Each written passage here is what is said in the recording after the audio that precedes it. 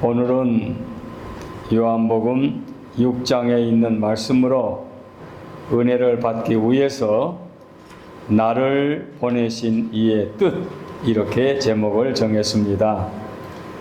오늘 본문 보게 되면 38절에 내가 하늘에서 내려온 것은, 주님이 말씀하신 거지요. 내가 하늘에서 내려온 것은 내 뜻을 행하려 함이 아니요 나를 보내신 이의 뜻을 행하려 함이라. 주님이 이 땅에 오신 것은 나를 보내신 이, 즉 하나님 아버지의 뜻을 행하려 함이라는 말씀이 되겠지요. 그 다음 절도 반복됩니다. 나를 보내신 이의 뜻은 내게 주신 자 중에 내가 하나도 잃어버리지 아니하고 마지막 날에 다시 살리는 이것이니라 하고, 나를 보내신, 즉 예수님이 이 땅에 오신 그 보내신 이의 뜻, 하나님 아버지의 뜻을 밝혀주고 있습니다. 그래서 오늘 우리는 이 말씀을 제목으로 삼고, 이제 성탄이 다음 주로 우리가 앞에 놓여 있는데, 성탄을 앞두고 주님이 이 땅에 오신 그 목적, 나를 세상에 보내주신 하나님의 뜻이 어떠한 것인지 한번 찾아서 함께 상고해 보도록 하겠습니다. 이 요한복음에 있는 말씀은 요한 사도가 복음서 중에서 가장 늦게, 시기적으로 가장 늦게 기록해 놓았는데, 아주 요한복음을 자세히 보면 선명하고 상당히 매력적인 말씀이 많아요. 4장에 있는 말씀 보게 되면 예루살렘에서 갈릴리로 올라가시면서 사마리아를 지나가면서 사마리아 우물가에서 한 여인을 만나 대화하고 마을 사람들에게 전도하는 내용이 나오지요. 그리고 그 다음 장인 5장의 말씀, 우리 6장 이전 5장의 말씀을 보면 다시 또 명절이 되니까 예수님이 예루살렘으로 오십니다. 예루살렘 오시면서 양문, 동문, 서문, 북문 하는 식으로 아마 양들이, 예루살렘에서는 하나님 앞에 제사를 드리는 것이 굉장히 중요하기 때문에 양들이 출입하는 문이 있었던 모양이죠. 양문 곁에 베데스다 못이 있고 또 못가에 5 행각이 있는데, 그 못이, 못에 물이 동하게 되면, 아마 그 동하게 된다는 것은 그들의 전설은 천사가 내려와서 물이 동한다라고도 생각하는데, 아마 우리가 일반적으로 생각해 보면은 아마 지하수가 올라올 때 무슨 변화가 있는지 모르겠지요. 물이 동하게 되면 그 동할 때 제일 먼저 물에 뛰어 들어간 사람이 병에서 곤침을 받는다 하는 전설이 있어서 여러 많은 병자들이 모여 있었지요. 그래서 5 행각에는 그저 지나가는 사람이 피곤해서 쉬는 장소가 아니라 환자들이 곤침받기 위해서 머물러 있는 행각이라 하겠지요. 그 중에 가장 오래된 병자, 38년 된 병자를 주님이 만나시고 그 환자를 고쳐주신 기사가 5장에 나오지요. 그리고 오늘 6장에 있는 말씀을 보게 되면, 자, 6장에는 어떻게 나옵니까? 또 다시 장소가 어디로 옮기는 거니? 그 후에 1절에 보니까 그 후에 예수께서 디베라의 갈릴리 바다 건너편으로 가셨다. 그래, 5장에서는 예루살렘에서 기적을 일으키는 사건이 일어났는데, 이제 6장에 오면 다시 또 디베라 바닷가, 갈릴리 바닷가로 가셔서 거기에서 또 사역하시는 그런 예수님의 모습을 볼 수가 있습니다. 거기서 오병이어의 역사, 오병이어, 물고기 2마리 5 보리떡을 가지고 5,000명을 배불리 먹여주신 기사가 5장 초도에 나오지요. 바로 이렇게 오병이어의 기적이 일어나게 된 것은 그냥 그때의 식사 한 끼가 모든 사람들에게 너무나도 배가 고프니까 한 끼의 식사를 해결해 주시는 것이 그 기적의 목적이 아니고, 여기에는 그만한 기쁜 뜻이 있지요. 그 뜻이 오늘 본문에서 이제 반영이 되지요. 그래서 오병이어의 기적이 일어나게 되는데, 그리고 난 다음에 오늘 본문에 보니까 예수께서 이르시되 나는 생명의 떡이다. 이렇게 오늘 말씀이 시작이 됩니다. 그런데 나를 보내신 이의 뜻, 나 예수 1인칭 예수님을 이 땅에 보내주신 하나님 아버지의 뜻은 무엇인가 해서 오늘 제목을 이렇게 정하게 된 것입니다. 자, 그러면 첫째로 나를 이 땅에 보내주신 하나님의 뜻이 무엇이냐? 35절이 첫째 대지가 되겠습니다. 주님을 인류의 구세주, 즉 생명의 떡으로 보내신 것입니다. 오늘 35절 예수께서 이르시되 나는 생명의 떡이니 세상에 태어난 어떤 사람도 나는 생명의 떡이다 고 자신을 선포하는 사람이 어디 있습니까? 공자, 석가, 맹자를 비롯한 그 누구도 나는 세상에 사람들에게 생명의 떡이다 이렇게 말하는 사람은 아무도 없습니다. 그런데 주님께서는 예수께서 이르시되 나는 생명의 떡이니 생명의 떡이라고 그랬어요. 내게 오는 자는 결코 줄이지 아니할 터이요 나를 믿는 자는 영원히 목마르지 아니하리라. 하나님께서 예수님을 이 땅에 보내주신 목적이 무엇이냐? 뜻이 무엇이냐? 인류에게 생명의 떡으로 보내주셨다. 그것입니다. 우리 주님이 이 땅에 오셨다. 그래서 인류는 12월 25일만 되면은 서로 즐기고 축하하면서 사랑하는 이들에게 선물을 주고받는다. 그게 아니고 예수님이 오신 목적은 뭐 시집가고 장가가고 출세하고 무슨 명문대학 나오고 무슨 대기업에 취직하고 이게 아니고 주님이 오신 목적은 오직 하나, 인류를 죄에서 구원해 주시려고 오셨다. 이것을 주님 자신이 친히 표현하기를 나는 생명의 떡이다. 이렇게 묘사했습니다. 그래서 저를 믿는 자들은 멸망하지 않고 영생을 얻으리라. 잘 우리 기억에 남는 말씀이죠. 요한복음 3장 16절에 하나님이 세상을 이처럼 사랑하사 독생자를 주셨으니 하나님 성부가 세상을 사랑하여 독생자 성자 예수님을 보내주셨으니 이는 저를 믿는 자마다 그리스도를 영접하는 자들마다 멸망하지 않고 영생을 얻는다. 이게 주님이 이 땅 오신 목적이지요. 그래서 생명과 생명의 떡은 밀접한 관계가 있지요. 내 생명이 영원히 살기 위해서는 다른 길이 전혀 없습니다. 오직 한 길, 내가 곧 길이요 진리요 생명이니 하는 예수 그리스도만이 내가 영생할 수 있는 길이기 때문에 저를 믿는 자는 멸망하지 않고 영생을 얻는다고 말씀하고 있습니다. 이것이 하나님이 당신의 독생자를 이 땅에 보내주신 뜻이고 목적입니다. 인간 구원은 어제 오늘 하나님의 그냥 마음이 내키니까 그래?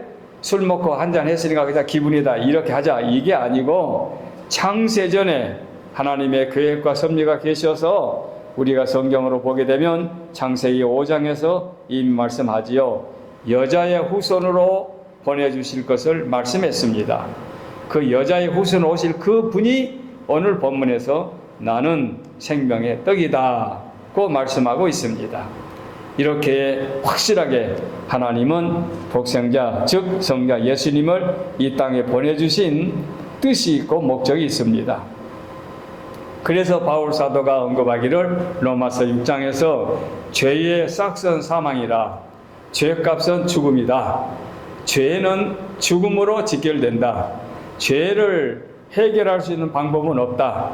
그는 죄값은 죽음밖에 없다. 그런데 둘째로 구원의 길이 딱 하나 있다. 그게 뭐냐? 그 하나는 히브리 9장에 있는 말씀을 보게 되면 피 흘림이 없이는 죄의 사함을 받을 수 없다고 했습니다. 그 피 흘림이 무엇이냐? 생명의 떡이신 예수님의 십자가의 죽으심을 지칭하는 말씀이지요. 그러니까 죄의 값은 죄의 싹은 사망인데 그 사망에서 살 길은 오직 피 흘림을 통하여 피 흘림을 통하여 주님의 십자가만을 통하여 구원을 얻을 수 있다. 그래서 예수님이 나는 생명의 떡이다, 참된 음료다 고 말씀하고 있습니다. 그래서 예수님이 이 땅에 오신 목적은 인류를 죄에서 구원해 주시려고 오셨기 때문에 내 살은 참된 양식이요 내 피는 참된 음료로다. 내 살을 먹고 내 피를 마시는 자는 영생을 가졌고 진실로 진실로 너에게 이르노니 믿는 자는 영생을 가졌나니 내가 그 생명의 떡이로라.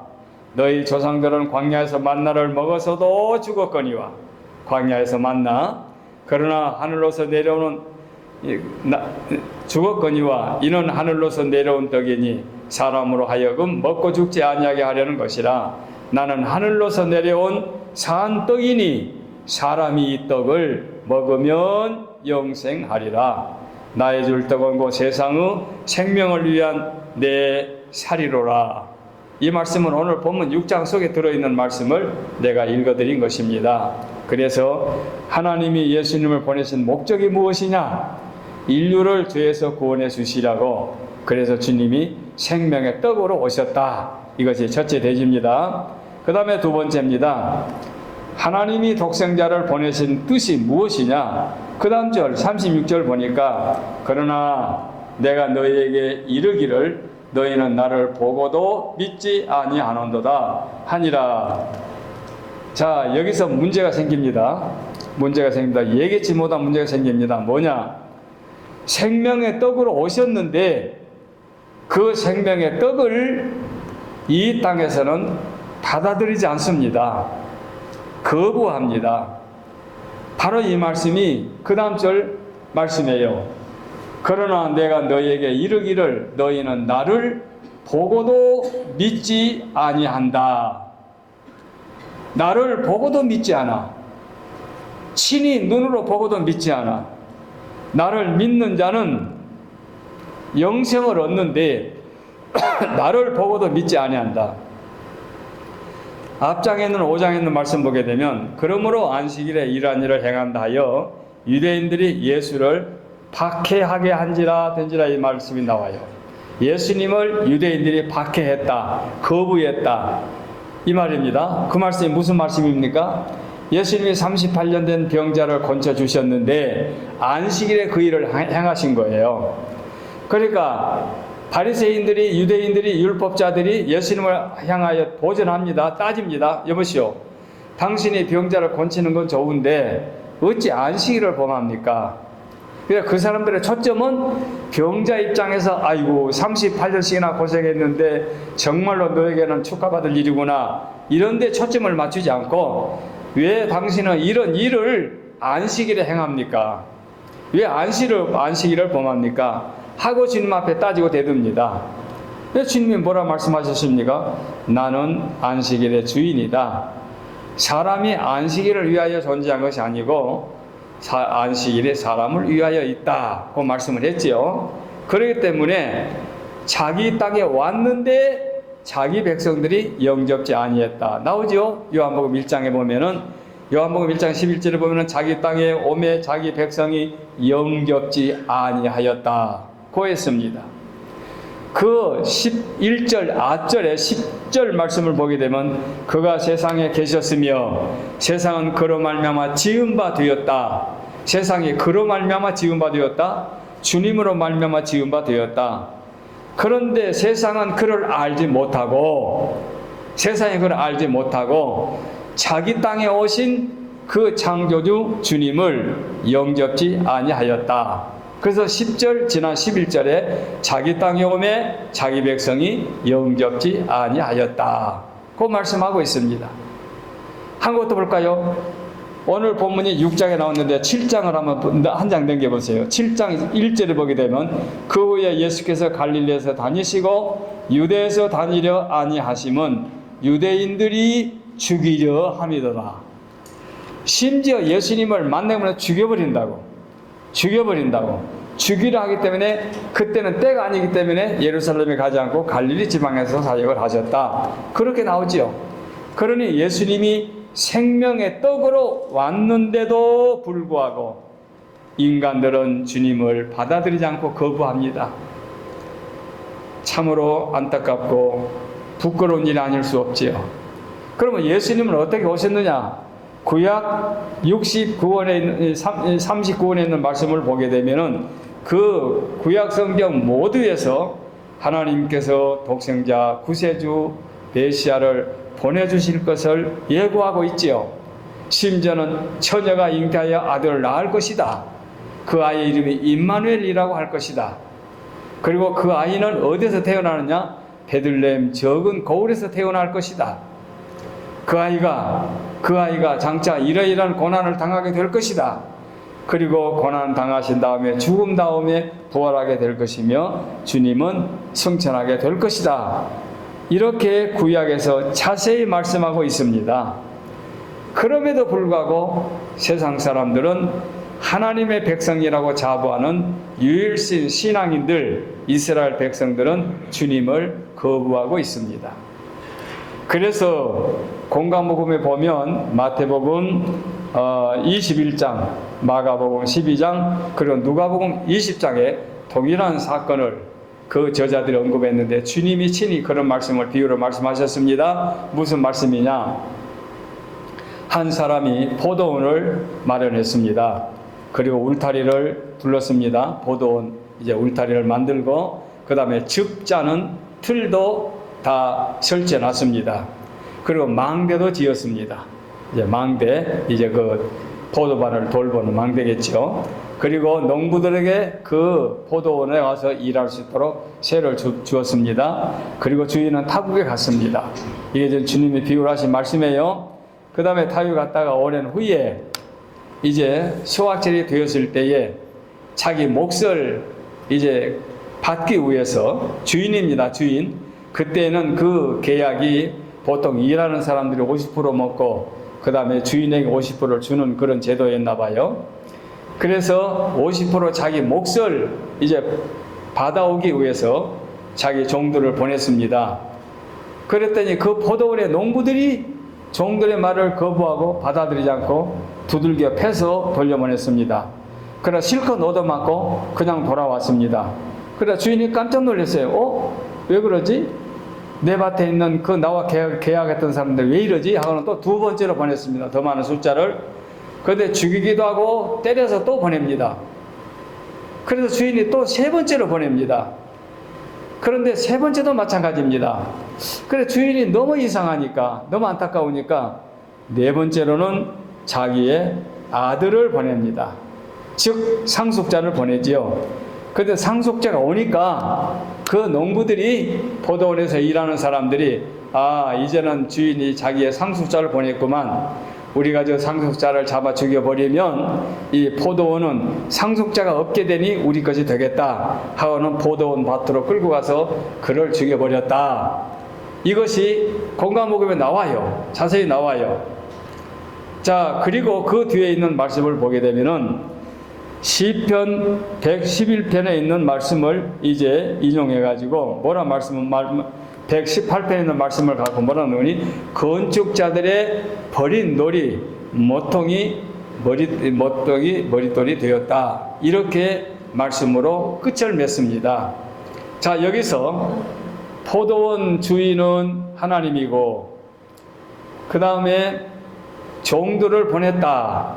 마지막에 아들을 보냈다 하는 것은 하나님이 구약의 선지자들을 보냈고 마지막에 독생자 예수님까지 보내셨는데 농부들, 즉 이스라엘 백성들은, 유대인들은 하나님을 공경한다고 자기 주인을 섬긴다고 하면서도 때리고 거부하고 받아들이지 않고 아들까지 잡아 죽여버렸다. 그래서 포도원 밭으로 끌고 가서 예수님을 그 상속자를 잡아 죽였다는 것은 예루살렘 밖 골고다 언덕에서 예수님을 죽였다는 말씀으로 연관을 지을 수가 있지요. 그런데 이제 시편 118편에 있는 말씀을 가지고 건축자들이 버린 돌,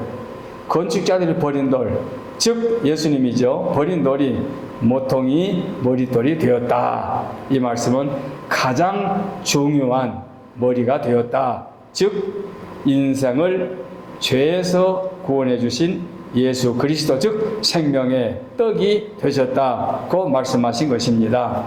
여기서 거부한다, 받아들이지 아니한다, 배척한다, 잡아 죽였다 하는 말씀에 좋은 예가 되지요.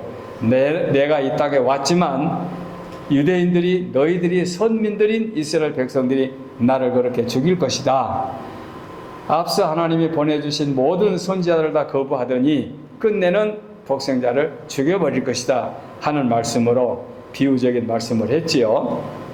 얼마나 이 말씀이 무게가 있고 중요하면은 공감목음에다 언급을 했겠습니까? 그 말씀을 오늘 우리는 두 번째 대지로 상고했습니다. 마지막 세 번째입니다. 세 번째는 밑으로 쭉 내려갑니다. 38절 39절 제목이니까 40절 말씀을 보면은 내 아버지의 뜻은 아들을 보고 믿는 자마다, 아들을 보고 믿는 자, 즉 영접하는 자지요.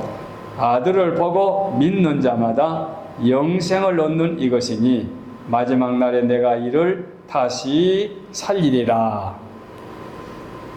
마지막 대지는 생명의 떡을 배척하고 거부하고 잡아 죽여버리는 사람들이 있지만, 그러나 영접하는 자는 하나님께서 보내주신 예수 그리스도를 받아들인 자, 영접하는 자, 믿는 자는 영생을 얻는다. 구원을 얻는다. 마지막 날에 다시 살려주신다. 이런 축복을 하신 거예요. 아버지께서 독생자를 이 땅에 보내주셨는데 보내주신 그리스도를, 예수님을, 임마누엘을, 메시아를 영접하는 자는 죽음에서 구원함을 얻는다. 그래서 요한복음 아까 거부하는 것도 자기 땅에 자기 백성이 받아들이지 않은 말씀도 1장에서 인용했지만 1장 12절 말씀을 보게 되면 영접하는 자, 곧 그 이름을 믿는 자에게는 하나님의 자녀가 되는 권세를 주셨다. 이런 보장을 했습니다. 영접하는 자, 오늘 40절 말씀과 동일한 말씀이죠. 영접하는 자, 곧 그 이름을 믿는 자들에게는 하나님의 자녀가 되는 특권을 주셨다. 그래서 우리는 하나님의 자녀가 되는데 무엇으로? 어디로 시험을 통과해서 그게 아니고 생명의 떡이신 예수 그리스도를 영접함으로 우리는 하나님의 자녀가 된다. 하나님의 자녀가 될 수 있는 것은 내가 노력을 해서가 아니고, 내가 정성을 들여서가 아니고, 내가 그리스도를 영접하면, 받아들이면 하나님이 당신의 능력으로, 권세로, 특권으로 우리를 당신의 자녀로 만들어 주신다, 그 말씀이에요. 이게 40절 말씀의 내용입니다. 그래서 영생을 얻어나니 마지막 날에 다시 살리리라. 그러니까 죽음으로 인간이 끝난 것이 아니라 죽음 이후에 다시 부활하여 영생을 얻는다는 얘기지요.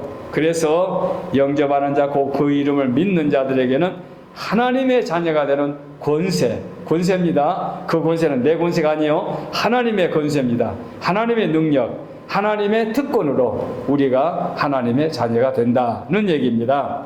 예, 오래된 얘기인데 아마 아시는 분은 이야기를 다 들으면 그 이야기 나도 알고 있다 하실 거예요. 일본의 고위 공직자가 기생과 의 사이에서 한 아들이 태어났습니다. 예, 그런데 4살 때의 그 공직자 아버지가 세상을 떠났어요. 아버지가 4살에 죽고 5살 때에 어머니까지도 돌림병으로 죽었습니다. 그러니까 4살의 아버지, 5살의 어머니가 세상을 떠났으니 그 공직자와 기생 사이에서 태어난 아이가 어떻게 이제 자라겠습니까? 첩의 자식, 이상하게 태어난 자식 해서 할 수 없이 아버지의 핏줄이니까 본가에 들어갔지만 의붓 형들 사이에서 구박만큼이나 받고 자랐지요. 기생의 자녀, 근본 없는 자식, 얼마나 멸시를 당했는지 심장에 가지요. 그런데 기생의 아들로 태어난 것이 자기가 잘못해서 태어난 것이 아니지만, 그러자고 당하기는 자기가 당하는 거예요. 아버지도 세상에 떠나지 안 계시고 어머니도 세상에 안 계시니까. 그런데 12살 되었을 때에 너무너무 힘드니까 너무너무 살기 어려우니까 담장 밑에 아마 그 햇빛이 쬐이는 담장 밑에 우리도 어렸을 때 너무 추울 때 춥고 배고플 때는 양지 바른 데 가서 서 있었던 게 기억이 나요. 뭐 우리가 못 먹고 그럴 때에 잘 먹거나 아니면 운동장에서 뭐 땀을 흘리며 운동하는데 우리는 춥고 배고프니까 그 양지 바른 데 서서 서 있던 것이 기억나요. 이 아이가 햇볕을 쬐이고 있었는데 북소리가 나면서 막 소리가 요란하게 들리는데 그 소리가 뭔거니 예수를 믿으라 그리하면 하나님의 자녀가 될 수 있다. 이런 말이 막 그 큰 소리로 막 울려 퍼지는 거예요. 그러니까 이 아이가 다른 것은 별로 흥미가 없는데 하나님의 자녀라는 말씀의 단어가 딱 머릿속에 꽂힌 거예요. 하나님의 자녀. 그 아이가 부시시 일어나가지고 소리 나는 데로 가가지고 길 가서 이렇게 쳐다보니까 그 북치고 이제 전도하는 사람들 중에서 누군가 주시하겠죠. 그러니까 자기를 가리키면서 나 같은 사람도 예수 믿으면 하나님의 자녀가 될 수 있을까요? 하니까 그럼요. 그러니까 이 아이가 또 망설이다가 나는 기생의 아들로 태어나가지고 고생하고 있는 별 볼 일 없는 소년인데 나도 진짜 예수를 믿으면 하나님의 자녀가 될 수 있습니까? 하고 또 재차 물어본 거예요. 그럼요. 누구든지 아무나 예수님을 믿기만 하면 하나님의 자녀가 될 수 있습니다. 하고 답변을 확실하게 해준 거예요. 그러니까 이 아이가 뭐 선택할 여지가 없는 거죠. 오직 한 길밖에 없죠. 그때부터서 예수를 구주로 믿고 성경을 읽고 예배에 참여하고 믿음의 생활로 출발합니다. 열심히 출발합니다.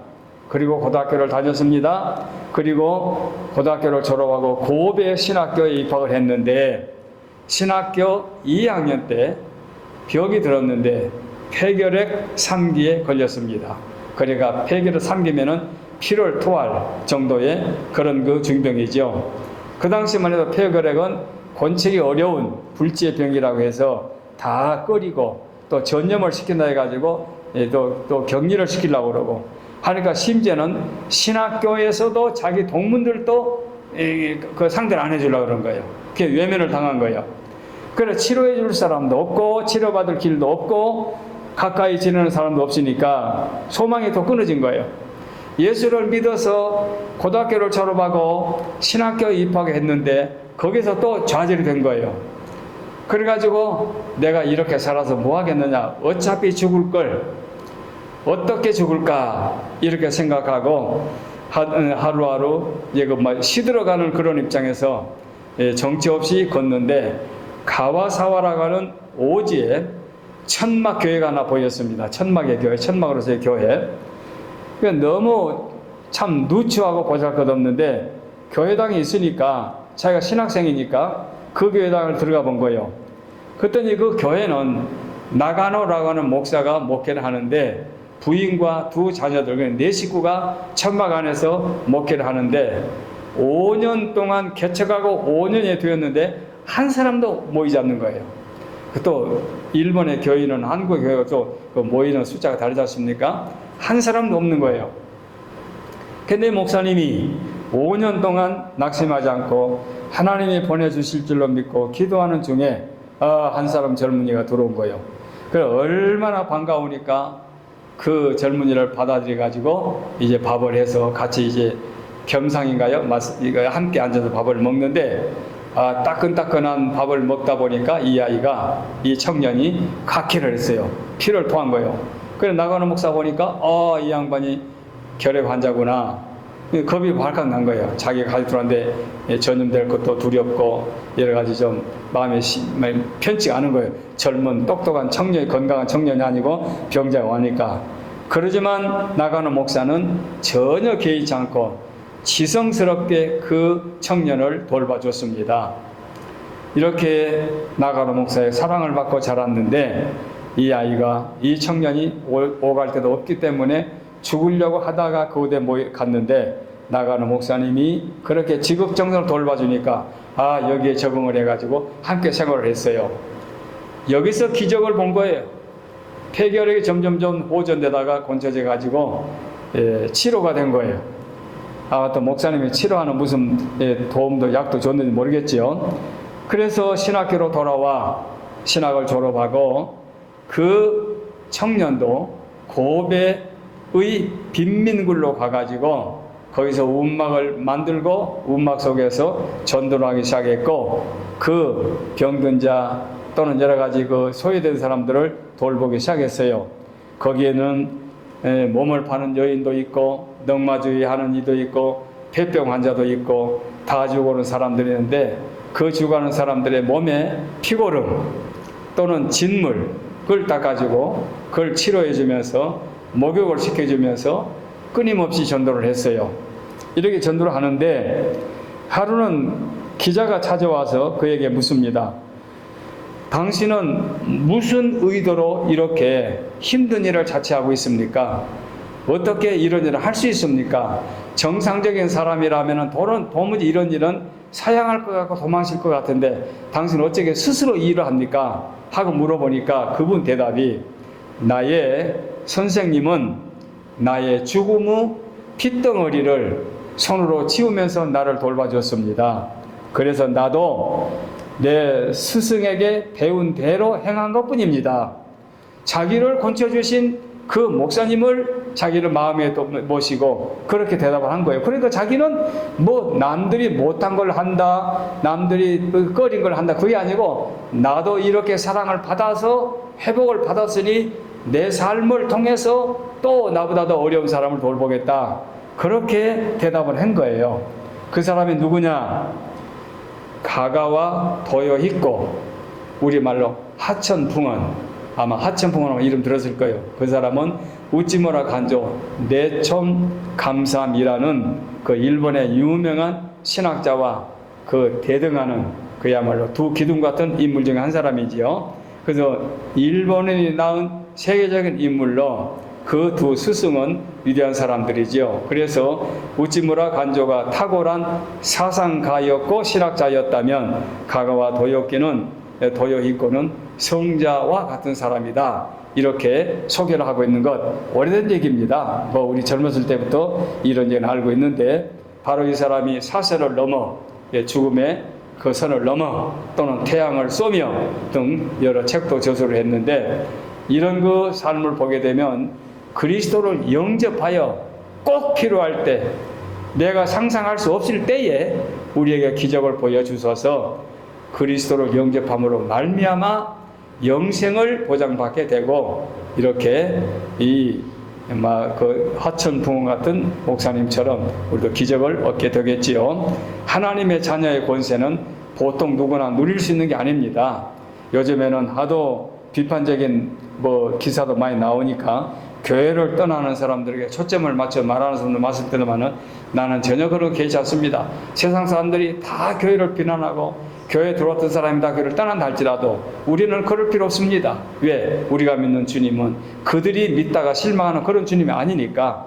그래서 우리에게는 아버지로부터서 자녀의 상속권을 물려받았으니, 자녀는 무엇입니까?